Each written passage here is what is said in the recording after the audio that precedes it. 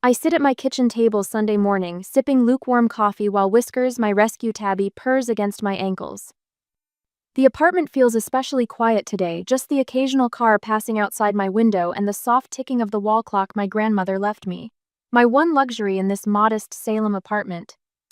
The phone rings, jarring in the stillness. Sierra Federal Credit Union flashes on the screen, probably another credit card offer. I almost let it go to voicemail, but years of being the responsible one kicks in. Hello, this is Marissa. Good morning, Miss Lowell. The man's voice is professionally warm. This is Thomas Richards from Sierra Federal Credit Union. I'm calling about your mortgage payment. I frown, stirring my coffee absently. I think you have the wrong number. I don't have a mortgage. A pause. Is this Marissa Jean Lowell? Date of birth May 12th, 1991? The spoon freezes mid-stir. Yes, that's me. But Social Security number ending in 4832? My stomach tightens. How does he know that? Yes, but I don't have a mortgage. I rent my apartment on Willow Street. Papers rustle on his end. Our records show you're the primary borrower on a home loan for a property at 1478 Oak Ridge Lane. The payment of $2,780 was due 5 days ago. The room tilts slightly. That's not possible. I've never purchased a home. The loan originated 3 years ago, Miss Lowell. The outstanding balance is $515,000. My coffee cup slips from my fingers, splashing across the table. Whiskers darts away as I scramble for a dishcloth. This has to be a mistake. I say, my voice unnaturally high as brown liquid seeps into my calendar. I never applied for a loan. I never signed mortgage papers. I understand your concern, Miss Lowell. His tone shifts from collection to customer service. This could potentially be a case of identity theft. You'll need to file a dispute claim right away. Identity theft. The words echo as memories flash through my mind. Those credit alerts I dismissed as system errors. The pile of mail from Sierra Federal One tossed aside, thinking they were promotional materials. The unexplained dip in my credit score when I applied for that apartment on Cedar Street last year. Who? My voice catches. Do your records show who else is associated with this loan? I'm afraid I can't share that information over the phone, Miss Lowell. You'll need to visit a branch with proper identification. My fingers clench around the soaked dishcloth. What's the address? The property address again? He repeats it, and the room goes cold. 1478 Oak Ridge Lane. My sister Tessa's house. The beautiful craftsman with the wraparound porch she and her husband bought 3 years ago. The home she proudly showed me through, room by room, while I admired the hardwood floors and built-in bookshelves. The house I helped her decorate, hanging curtains and arranging furniture over countless weekends. Are you still there, Miss Lowell? Yes. The word comes out hollow. What do I need to do? He outlines the steps: visit a branch, bring identification, request the mortgage documents, file a dispute claim. I write everything down mechanically, my handwriting unrecognizable. After we hang up, I stand in my kitchen, papers scattered across the coffee-stained table. Outside, families walk to Sunday brunches. A neighbor calls to her children. Normal Sunday things while my world collapses around me. I walk to my desk and pull out my meticulously organized file stacks: returns, medical forms, school permission slips. Years of paperwork I signed for my family during Mom's illness, Dad's retirement, Tessa's college applications. My signature flowing across the bottom of each page, familiar as my own reflection. My phone pings with a text from Mom. Sunday dinner at 5? Tessa has news. I stare at the message, remembering Mom's words when I complained about always being the one to handle paperwork. Marissa doesn't need help, she helps. The family mantra about me. Repeated so often it became truth. The floor seems to tilt beneath me. $515,000. My name, my credit, my future. I look at Whiskers, who has returned to weave between my ankles, oblivious to how our life has just shattered. They stole from me, I whisper, the words strange and foreign on my tongue. And for the first time in my life, I don't immediately reach for excuses to protect my family. Instead, I reach for my phone and take photos of everything: the notes from the call, the credit alerts, my signature on legitimate documents. Evidence. My hands tremble, but my mind is suddenly, terrifyingly clear. The next day after visiting the bank and collecting documents, the manila envelope from Sierra Federal sits unopened on my coffee table for 3 hours. Whiskers investigates it twice, losing interest when it doesn't move or offer treats. I stare at it between sips of tea gone cold, my stomach knotting tighter with each passing minute. When I finally slide my finger under the seal, the paper inside feels unusually heavy. Official letterhead, loan numbers, payment schedules, and there, on the final page, my signature. Except it isn't mine. I spread the documents across the table and pull out my own files: birth certificate, passport application, health insurance forms. I line them up side by side, comparing the curves and slopes of handwriting I've practiced since childhood. The forgery is good, frighteningly good. The same slight rightward slant, the distinctive loop in my capital L, even the way my finals trails off. Someone who knows my signature intimately crafted this counterfeit. Someone like Tessa, who watched me sign her college applications, medical consent forms, and tax documents for years. I pull up Tessa's Instagram and scroll back 3 years.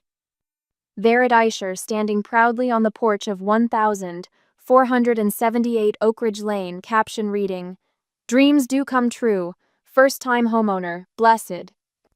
98 likes, 17 congratulatory comments, my own among them. "So proud of you, sis. Can't wait to help decorate." Below that post, a timeline unfolds. Professional photographs of each room, transformation, holiday gatherings in the dining room I helped wallpaper. Backyard barbecues on the patio Dad and I spent weekends laying brick by brick. All built on fraud, my fraud. I keep scrolling until I find what I'm looking for: a photo from 6 months before the house purchase. Tessa and Mom at lunch, wine glasses raised in celebration. The caption reads, "Thanks for always being my backup plan, Mom, blessed." My backup plan. The phrase triggers a memory: Mom's voice in the hospital when I was 16, after Tessa crashed the car Dad bought her for her birthday. Thank goodness for Marissa's perfect driving record. The insurance covers her as a secondary driver. Secondary driver. Backup plan. My phone rings, startling Whiskers off the couch. Ellie from work. "Hey, you okay? You left early yesterday and canceled your shift today. Not like you." I stare at the scattered evidence of betrayal covering my coffee table. Not really. Want company? I can bring coffee. 40 minutes later, Ellie sits beside me on the couch, her dark eyes widening as I explain. Unlike my round-faced, freckled appearance, Ellie is tall with close-cropped silver hair and the direct gaze of someone who spent 30 years teaching high school before retiring to volunteer work. "And you had no idea?" she asks, handing me a tissue I didn't know I needed. I thought the credit alerts were mistakes. My laugh sounds hollow even to my ears. Who suspects their own family of identity theft? She studies the mortgage documents, lingering on the forged signature. "This wasn't impulse, Marissa, this was calculated." 3 years. My voice catches. 3 years while I ate ramen to save for a security deposit. 3 years of them inviting me to decorate the house they stole from me. "You need to talk to someone who understands this legally." Ellie pulls out her phone. "My uncle Elwood, retired military lawyer. He helps veterans with identity theft cases." "I can't afford." "First consultation is free. He does it as community service." I stare at the denial letter from Cedar Street Apartments from last year. Application denied due to insufficient credit score. The apartment with the breakfast nook and southern exposure I'd saved for 18 months to afford. "What happens to the house?" I ask. "Depends on what you want to happen," Ellie says, her voice gentle but firm. "This isn't just wrong, Marissa, it's criminal." Criminal. The word should feel excessive, dramatic. Instead, it feels precisely right. My phone pings again. Another text from Mom. "Don't forget Tessa's housewarming next Sunday. Bringing that spinach dip everyone loves?" I set the phone down without responding. On my laptop, I open my email and find the credit monitoring alerts I'd dismissed as system errors. 5 in the first year after the mortgage appeared. 3 more last year when Tessa apparently opened a line of credit for home improvements. Another ping. Dad this time. Need help with your taxes this weekend? My taxes, which he's prepared for me since I was 16, which gave him access to my social security number, employment history, and financial records year after year. The anger rises slow and steady, like water filling a bathtub. Not the quick flash of irritation I've felt before, but something deeper, more substantial. This anger has weight to it, substance. Will you call your uncle? I ask Ellie, surprised by the steadiness in my voice. She nods, already dialing. You're doing the right thing. Outside my window, a family walks by, parents holding hands, children skipping ahead. Normal Sunday things. But inside my apartment, surrounded by evidence of 3 years of calculated betrayal, nothing will ever be normal again. I gather the documents into a new folder labeled Fraud Evidence in bold black marker, the first decision I've made for myself in years. The text arrives Thursday afternoon while I'm cleaning kennels at the shelter. Sunday dinner at 5. Important family news. Don't be late. Mom's tone, even through text, carries that familiar command wrapped in sweetness. I stare at the phone, my stomach nodding. 3 days since Mr. Crane helped me file the police report. 3 days of silence from my family after I stopped answering their calls. 3 days of finally sleeping through the night with Justice, my newly adopted shepherd mix, curled against my side. Everything okay? Ellie appears in the doorway, her salt and pepper hair escaping from her bandana. She holds 2 mugs of coffee, extending one toward me. Family dinner summons. I take the mug, inhaling the rich aroma. They want me there Sunday. Ellie leans against the doorframe. Are you going? The question hangs between us. Am I going? Before the mortgage discovery, I wouldn't have considered refusing. But now? Yes. The word surprises me. I need to see their faces when I ask them directly. Ellie nods. No judgment, just understanding. That's why I told her everything first. That and the coffee she silently brought me that morning. I came to work with red-rimmed eyes. Mr. Crane says I need to control the narrative. I set down my mug and return to scrubbing the kennel floor. If I don't confront them, they'll spin this into me overreacting. $500,000 isn't an overreaction. Ellie's voice hardens. It's fraud. The word still makes me flinch. Fraud, identity theft, criminal charges, family words now. Will you call me after? Ellie asks. I nod, grateful for this unlikely friendship born from betrayal. Promise. Sunday evening, I park 3 houses down from my parents' Tudor-style home, needing those extra moments to steady my breathing. Justice sits in the passenger seat, his watchful eyes never leaving my face. Wait here, buddy. I won't be long. Inside my purse sits a manila folder with copies of everything: the mortgage documents, the credit reports, the police report. Mr. Crane's advice echoes in my head. Don't let them talk over you. Don't accept excuses. This wasn't a mistake, it was a calculated decision. The front door opens before I knock. Mom stands there in her Sunday best, pearl earrings catching the light. You're late, she says, but hugs me anyway. Her familiar perfume, white shoulders, the same since I was a child, wraps around me. For one treacherous moment, I want to sink into it, to believe this is just another family dinner. Then I remember the banker's voice. $515,000. Traffic, I lie. I never lie to my mother. The small rebellion feels strangely liberating. The dining room gleams with the good china and crystal water glasses. Dad carves a roast at the head of the table, and Tessa sits with her husband Brian, their heads bent over a catalog of some kind. Marissa's here, Mom announces, her voice carrying that undercurrent of finally. Dad glances up with a quick smile. Grab a seat, we're just getting started. Tessa looks up, her perfect smile faltering slightly when our eyes meet. Something flickers their wariness before she recovers. Sis, we've missed you this week. Where have you been hiding? I slide into my usual chair. Working. The shelter's busy with kitten season. Conversation flows like it always has. Dad talks about his golf game. Mom mentions her garden club drama.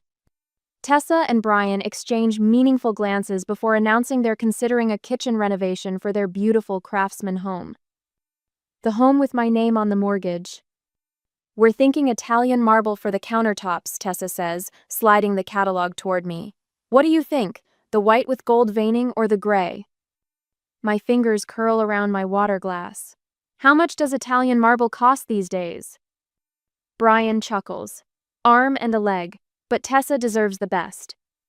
She always has gotten the best, I say quietly. The table falls silent. Mom's fork pauses halfway to her mouth. What's that supposed to mean? Dad asks, his carving knife still in hand. I reach for my purse, my heart hammering against my ribs. Does anyone know anything about a mortgage loan in my name for $515,000? The room freezes. No one moves. No one speaks. Then, this again? Mom sighs dramatically. Marissa, we've talked about how you overthink things. We haven't talked about this. I pull out the folder and place it on the table. I have copies of everything, the loan documents, the credit reports. The police report I filed Thursday. Tessa's face drains of color. Dad's knife clatters against his plate. Police report? Mom whispers. It was my name, I say, my voice steady for the first time in family memory. My credit, my future. Tessa recovers first, her expression hardening. You have good credit. I don't. What's the big deal? We make the payments. Except when you don't. That's why the bank called me. My fingers tremble, but my voice remains calm. You stole my identity. We didn't steal anything, Mom interjects. We borrowed your good name to help your sister get started. After all we've done for you. The familiar guilt trip slides off me like water. What exactly have you done for me?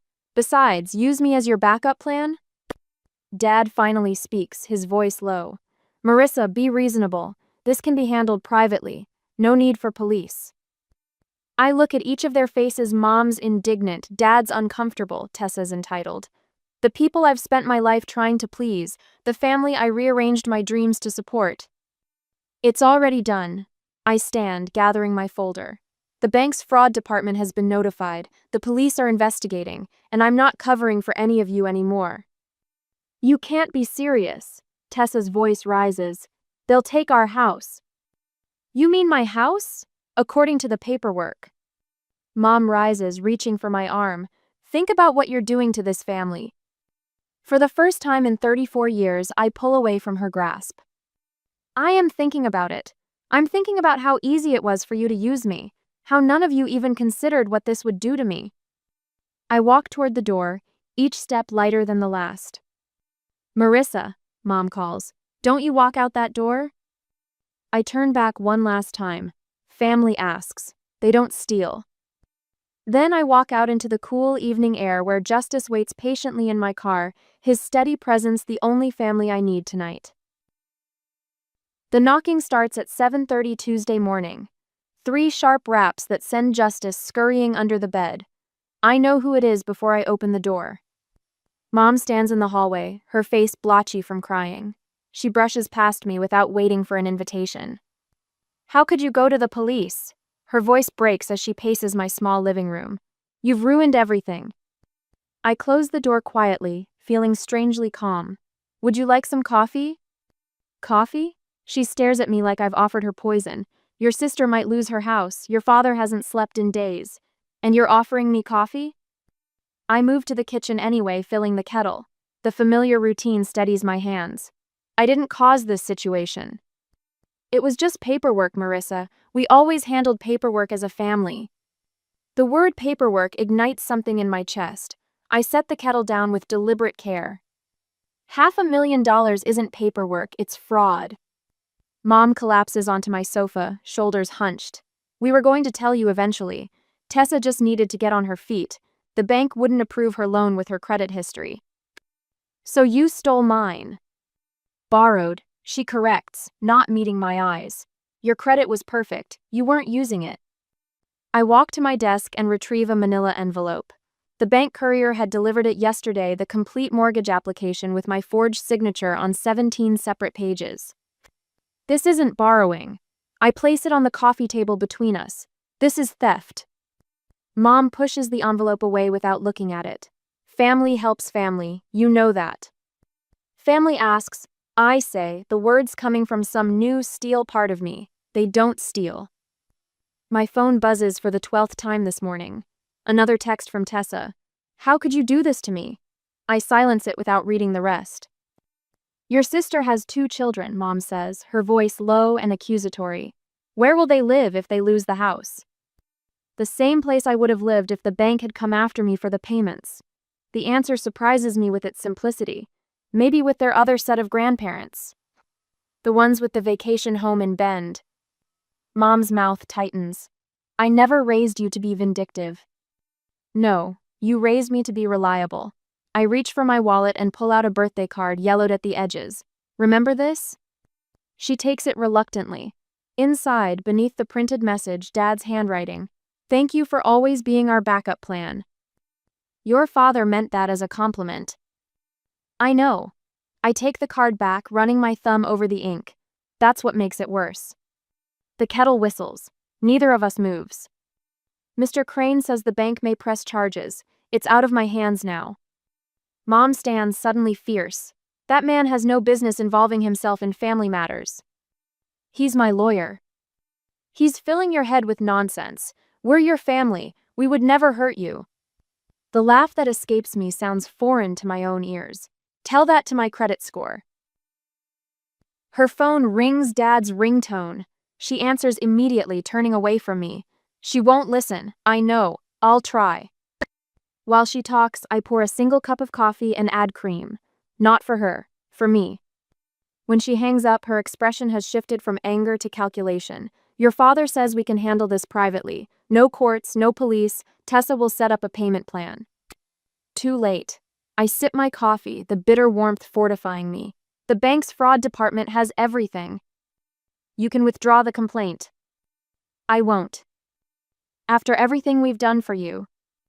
What exactly have you done for me? The question hangs between us, genuine in its curiosity.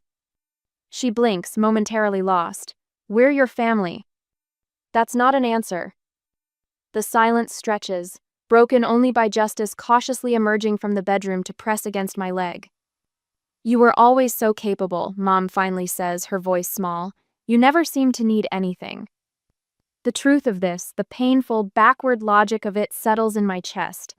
I'd been punished for my competence, exploited for my reliability. I needed to be seen, I say quietly. I needed to be asked, not used. Mom gathers her purse, her movements stiff. I'll tell your father you're not being reasonable. I walk her to the door, Justice trailing protectively at my heels. Before she leaves, Mom turns, her expression crumpling into something that might be genuine remorse. We never thought it would hurt you, she whispers. Your credit was so good. The door closes between us. I stand there, coffee cooling in my hand, understanding washing over me in waves. They hadn't failed to see me. They had seen exactly what they could take. My phone vibrates with a text from Mr. Crane. Bank suspended the mortgage. First victory. Justice nudges my free hand with his nose. I scratch behind his ears, feeling the strange lightness that comes with setting down a burden carried too long. We're going to be okay, I tell him, and for the first time in a week, I believe it. Next week, the animal shelter buzzes with activity around me barking dogs, volunteers chattering, the squeak of mop buckets against linoleum. But when Dad walks through the front door, everything else fades away. He stands uncertainly in the lobby, his navy windbreaker zipped despite the warm spring air, a manila envelope clutched in one hand. My stomach knots. I recognize that envelope. Bank letterhead. You shouldn't be here, I say, my voice steadier than I feel. He glances at my coworkers. Can we talk somewhere private? I consider refusing but lead him to the small break room instead, closing the door behind us. The windowless space feels immediately smaller with him in it. He places the envelope on the table between us, his wedding ring tapping against the formica. We can handle this privately, he says. No need for courts or police. The fluorescent lights buzz above us. I wait. Your sister will lose everything, Marissa. I run my finger along a coffee ring stain on the table. She already took everything from me. She made a mistake. 3 years of mistakes? With my name on mortgage papers? The words taste bitter. That's not a mistake, that's a plan.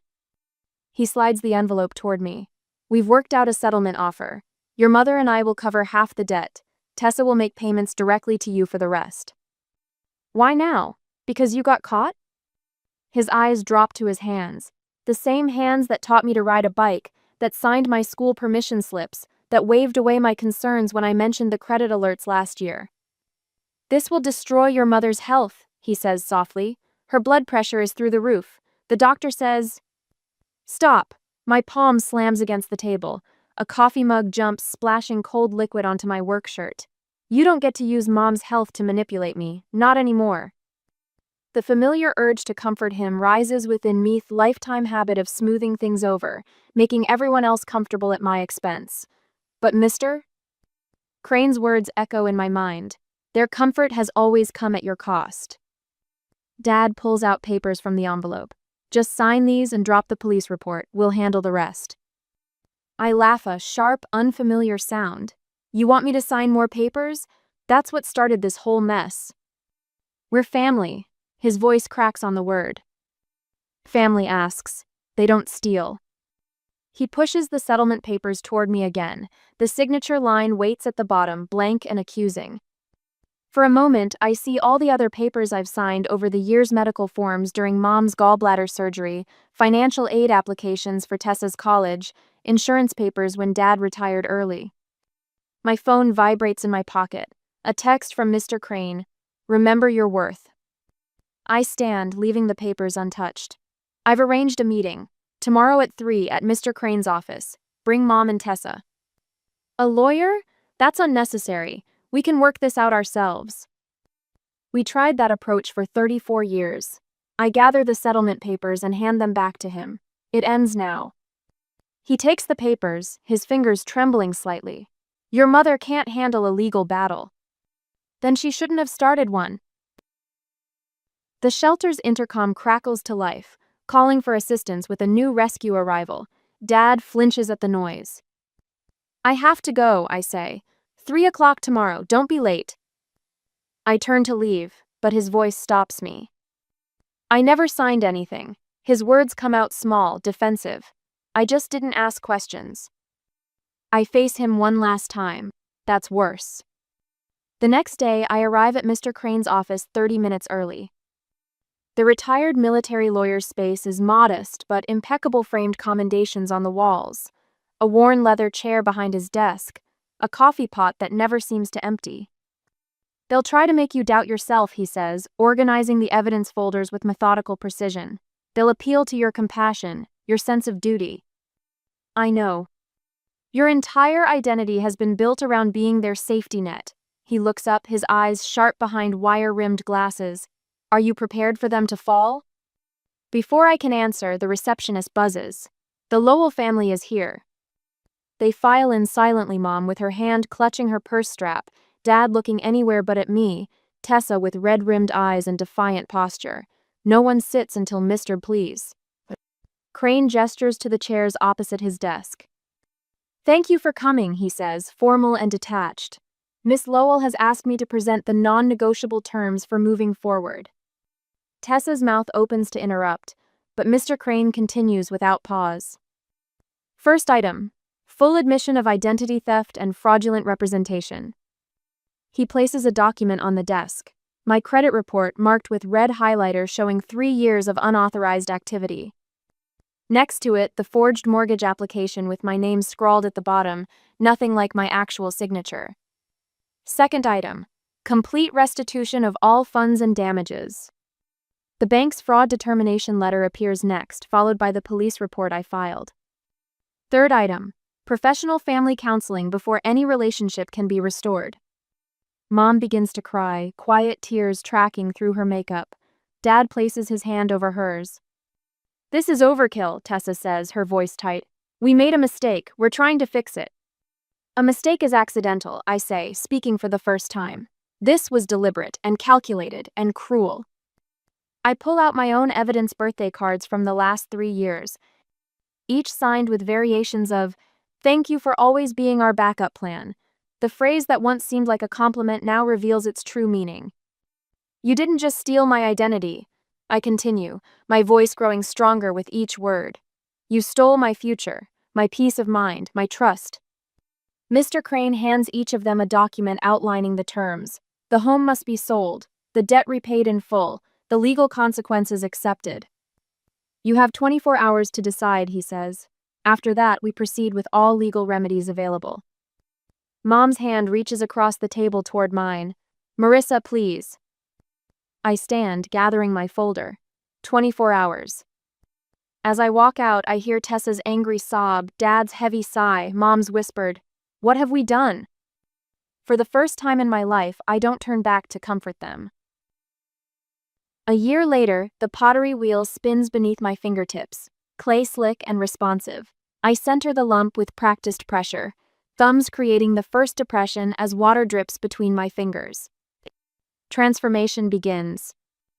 Beautiful centering, comments Eleanor, the silver-haired instructor whose hands bear 60 years of clay work. You've got a natural feel for it. I don't deflect her praise like I once would have.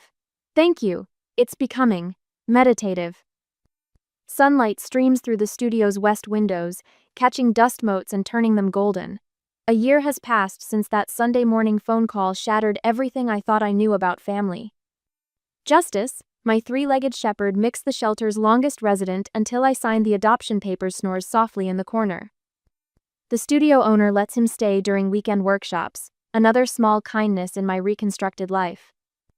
Going to glaze the reclamation collection today? Eleanor asks, adjusting a student's hand position across the room. I nod, hands steady as I pull the walls of what will become a mug. The gallery wants them next week. The reclamation collection. 7 pieces, mugs, bowls, a teapot, each bearing the fingerprint swirl I've made my signature. Each piece started broken, shards of abandoned pottery I gathered and crushed, then mixed into fresh clay, destruction and renewal combined. My phone buzzes, Mom's weekly text, "Coffee Tuesday?" I'll accept, as I have for the past 3 months. Our conversations remain careful, circling authenticity without quite landing. She brings photos from old family albums. I bring boundaries, reinforced by my therapist's quiet encouragement. Dad still won't speak to me. Some relationships can't survive truth. Tessa serves her community service hours at the county animal control office. Irony not lost on either of us when she called, voice small with shame, asking if the shelter needed volunteers. I referred her elsewhere. My domain remains mine. Her restitution payments arrive monthly, on time. Marissa? A voice pulls me back. Daria, a shelter volunteer, stands hesitantly at my wheel. Sorry to interrupt your class, but I needed. Can we talk afterward? I recognize the familiar strain in her expression, the look of someone carrying secrets too heavy to bear alone. Family stuff? I ask gently. Her eyes widen. How did you know? Experience. I wipe clay from my hands. I'll meet you at Riverside Cafe in an hour. After she leaves, I return to my creation, hands finding their rhythm. The clay responds to pressure, expanding upward, taking form. I shape the lip with decisive movements, no wobble, no uncertainty. Next week, someone will purchase this mug, run their fingers along its surface, feel the subtle texture of reclaimed materials beneath the glaze. They'll never know its origin story, how destruction became creation. But I'll know. I glance at Justice, who lifts his head at my attention, tail thumping against the floorboards.